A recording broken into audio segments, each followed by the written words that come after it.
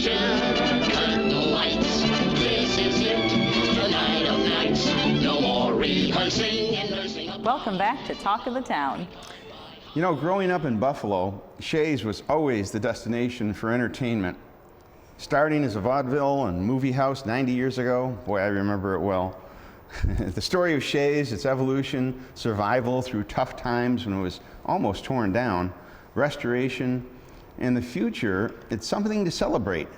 Joining us is Shea's Director of Development, John Schaller, to speak with us about Shea's and its future. Thanks for having me. Welcome, John. Yeah, thanks.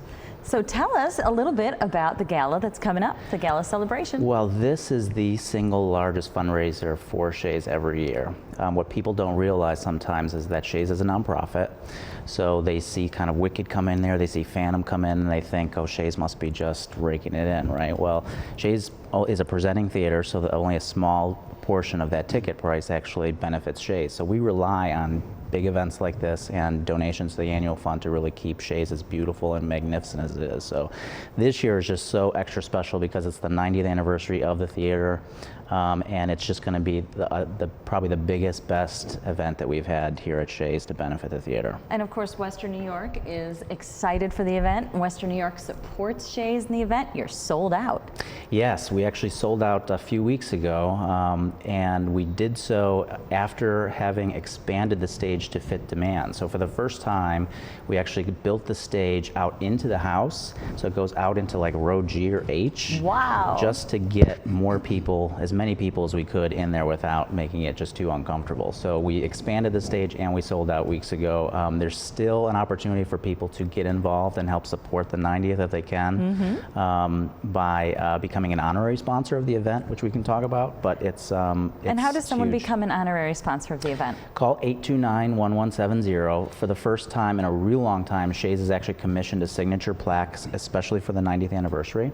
And so for anybody who wants to become an honorary sponsor, they can have their name put on that plaque. It's going to be enshrined in the theater forever. It's one of the few things that they are sort of allowing us to do to kind of just have that memory of the 90th be, you know, around forever. Sure. And so if somebody wants to get involved, they can, as little as $100, as much as $100,000, they can be on that plaque and they can be in Shea's for having supported the 90th.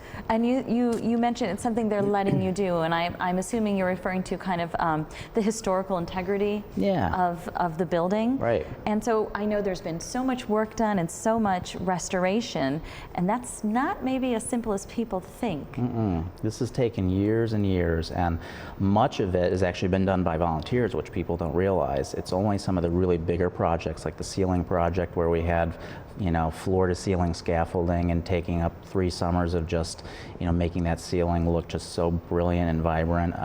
But most of the stuff has been done by Chief Restorationist Doris Collins and just an army of volunteers that over the years have been painstakingly by hand restoring that building back to its original condition. While still following strict historic guidelines. Absolutely. Like they don't spray paint or use roll brushes. They do everything by hand, just the way it was done when it was built, and it really shows the detail when you look in there and you look around and you're just amazed at just how much it looks like the way it was when they first opened those doors. Well, you know, if you haven't been to Shea's, if you've never been there, or if you haven't been there in years, you really owe it to yourself to go and just take it in, because, you know, people go to museums and they go to places to admire the art, okay?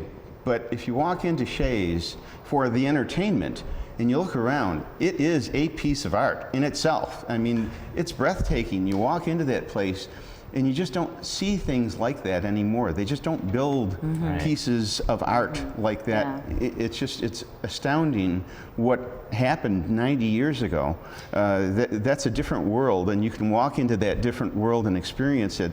It's like a walk back in time, and it is really breathtaking. It's remarkable. They built that in 1 year and a day for $2 million, and we joke that it would probably take a year just to get the permits nowadays, right? And they did that all in a year and a day. It's just, it's unbelievable what they did. And you're a hometown guy, John. Yeah. You're originally from Western New York, and you left us for a little while. You went to Washington, Washington, D.C., and now you're back in Buffalo. So what brought you back? Like so many of us. Family, right? I didn't realize how many boomerangers like myself were out there until I started looking to come back. My wife and I are both from here, grew up, went to college here, left about 15 years ago to go to graduate school. Started working in fundraising for political consulting, but also we branched out and started doing a lot of performing arts and museums. So the 9/11 Memorial, the Martin Luther King Memorial were our clients. And when I started looking back, I was trying to figure out how to merge those interests, right? The fundraising stuff, which I really love, but also the performing arts, which I grew up in a family that was surrounded by theater and the arts. And so this came available. Tony and I spoke. This was like the perfect marriage of those interests. So it's great. And I always say to people, it's really hard to not walk into that building every morning, look around, even if you're having a really bad day, really bad morning, just look around and just be energized about what you're doing. It's fantastic. And, you know, it's important, of course, to keep Shea's and to keep the theater district vibrant. And it affects so many things in the downtown area. So talk to us a little bit about what that really means. Yeah, I mean, we've got, you know, when people talk about Buffalo, I think you mentioned this before, right? They talk about the Bills, they talk about the Sabres, and they complain about the Winters, right? But what they don't often talk about is just the number of really great regional, little, small, local theaters, bigger size theaters, and kind of all coming together, right? I was chairman of Curtain Up last year. That is just an amazing place for all these guys to come together and really showcase what we've got here. And it's, you know, it's just important for people to come out and continue to support that, because we really do have one of the most vibrant and best theater communities in the country.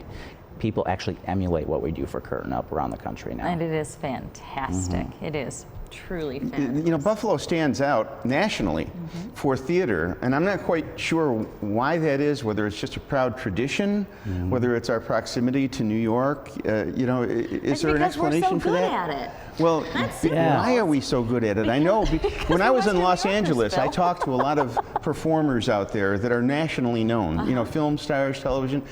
They all, when they found out I was from Buffalo, they all talked about Buffalo fondly, about memories of Studio Arena and Shea's and performing here in the past. And they always said what a great town it was. Well, you know, it's one of these things, you guys talked a little bit to Tony and Albert, right? And it's one of the things that we've always, you know, mentioned is that when these Broadway shows go out on tour, they fight and they clamor to be here in Buffalo as one of the first shows in their tour, in their first year, second year, whatever, because they know there's a great chance they're going to be playing to packed houses each and every night. And the loyalty and passion that this community has towards theater is it's just unbelievable. And it shows when you go into any one of these theaters and you just see, you know, full houses. Yeah, and quality shows on stage. And of course, 15 years ago, Shea's expanded their stage, which is why these larger productions can come into Buffalo, that huge expansion. And you have another expansion to the stage in store, is that correct? Well, we're looking at some new things. Now that the major parts of the restoration are over, we've got one more thing that's really not restoration, but there's going to be a major sound upgrade that happens this summer. So there's going to be a big time sound system that's installed into Shea's, which is always one of the first things. The second thing that people always ask us about is, when are you going to put an elevator into Shea's, right?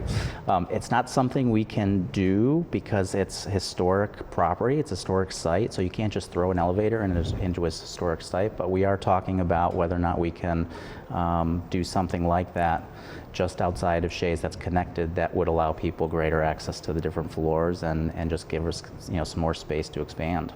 So you're taking into account what people need, while still keeping the integrity of the building. Absolutely. And the updating the sound is just going to make the whole experience that much more spectacular. Yeah. And of course, Tony and Albert, they work on the show selection, and you're in charge of development, so you kind of get to sit back and see what they're doing and what they're bringing in. Give us some feedback. What do you think?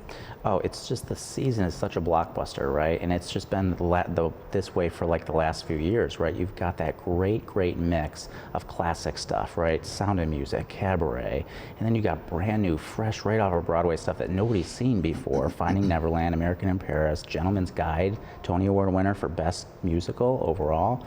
And the fact that they worked so hard to be able to get Finding Neverland to tech that show in Buffalo, it just means so much, right? It's just like what they did with the movie industry, only this time you're not going to have a bunch of Ninja Turtles blocking up the 33 Right. whenever you leave the city, right? So, but it's going to be great for Buffalo, and hopefully we can kind of continue this tradition. Outstanding. Thank you so much, John, Thank you. for coming and talking with us. And you know, there's so much excitement around Shea's in the new season. And of course, at your gala on April 16th, WBBZ will be there with cameras. Absolutely. We're excited to have you. So we're looking forward to it. Thank you. Thank you.